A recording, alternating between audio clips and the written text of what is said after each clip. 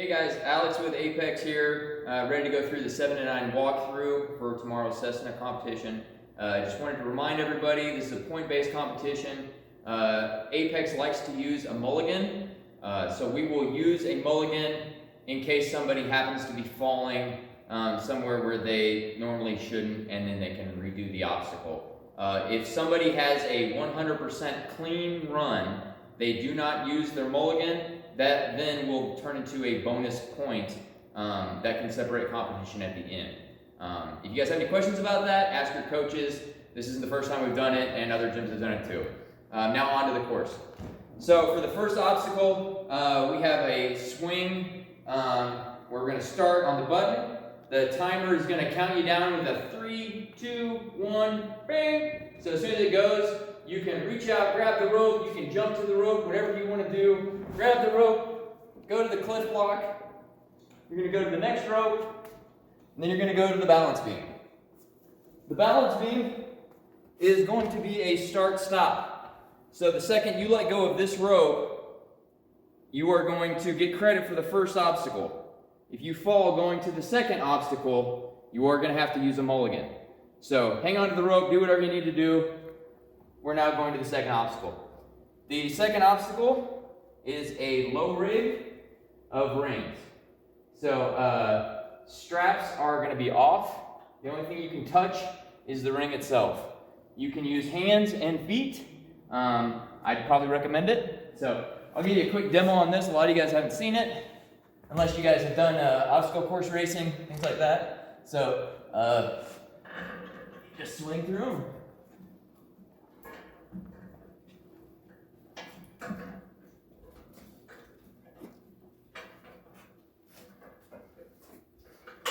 You're going to get your point when you get to the box at the end.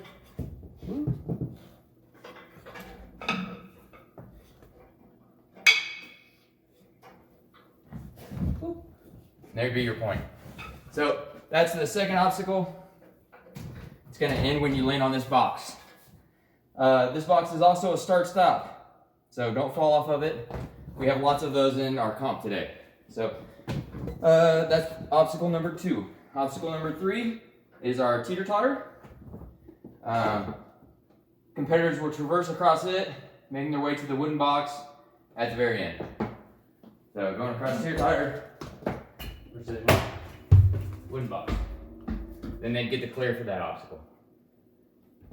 Obstacle number 4 are laches. You can do 1 lache or 2 laches and then land on the box. Whatever's more comfortable for you. It's not really that diagonal, but it would probably be easier to land on it without much of a swing from the second lache. So, that's that obstacle. This would be the finish for the laches. So you can see it's a little off-center, nothing too crazy. And this would be the second bar if they want to choose to go to that. Okay, so this would be their point for that. Now they're on to the double steps. We're not going to specify a start on the double steps. If you have a competitor that wants to jump down to the bottom, that's okay. As Caleb at Flipside always says, you got to risk it for the biscuit sometimes. So if you go for that and you miss it, you might have to use your mulligan. I'd recommend just getting on at a comfortable spot. You can reach it pretty good. And you are going to have to go underneath, using hands only, to the top, match, drop. As soon as you get both hands on the top, you can drop, and you're done. You will get the clear for that obstacle as soon as you get your hands on top. All right, for our next obstacle, we have our green roller. You are going to be starting on the padded box here and finishing on a taped off box on the other side of the square box over there. So going across the green roller, you're not clear until you get both feet inside this box. Now you're clear. Alright, so for the next obstacle we have our I-beam. Competitors are allowed to traverse the obstacle any way they would like as long as they clear the pink tape. Use your feet, no feet, use your hands, climb up it any way you want, get past the tape. That's it. Next obstacle, we're walking over here to this box, and they are now doing our ring slider. For the ring slider, they're just going to be going over, grabbing the ring, and then catching our ring at the end, and landing on this box. Pretty self-explanatory. So for the next obstacle, they're going to be using the pad from the I-beam. They can touch the I-beam if they want. And now they're starting our twisty steps. Precisions are all on. The wood is not on. So don't stand on the wood, and don't stand on the circular part that has the Velcro on it. So you're going to start with the Busa, precision, only hit the triangle steps, precision, step, step. They spin. We will reset them before each run. That's it. Those are the twisty steps. Here's your lane here. Next we have our trapeze 2-box dismount. Competitors will grab the trapeze, develop a swing, and then dismount on the box. And then they'll get clear for that obstacle. Next we have our balance steps. Starts off with 2 balance beams, goes into our balance steps. Our balance steps are brand new, very similar to what they had at the NNL competition last year for the finale. So you guys have an idea what they do. And then just traverse across these to the padded box here. Next, our 7 and 9s are going to be going up to the pegboard. They're going to start at the pink tape, finish at that pink tape.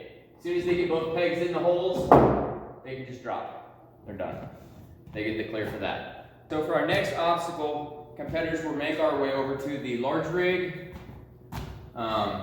Use this box, get up on it, touch anything you want, get up to the squirrel. If a coach needs to lift you, that's okay too. But the idea here is going to be the squirrel, the bridge, and at this point, it's your point. If you want to go for the dismount or the second bridge, you just have to finish past the tape, and you get your point. All right, guys. After you finish the large rig, our last obstacle is going to be the rope climb. We're going to have competitors just start at the bottom. They have to go up past the pink tape mark on the rope. So about halfway up, and that will end their run. One thing I did not go over is that there is going to be a 7-minute and 30-second time limit for each run. When you're starting the course, like I said, it will count you down. It will give you a 3, 2, 1 start noise, so it's very obvious to you. And then when you're done, you're going to get your hand above the pink tape. The second you get your hand above the pink tape, one of our coaches is going to stop your time, and then your run's going to be over. So that is the course for the 7 to 9s. We can do quick demo and quick walkthrough in the morning if anybody needs it. Let me know if you guys have any other questions. Can't wait to see you guys.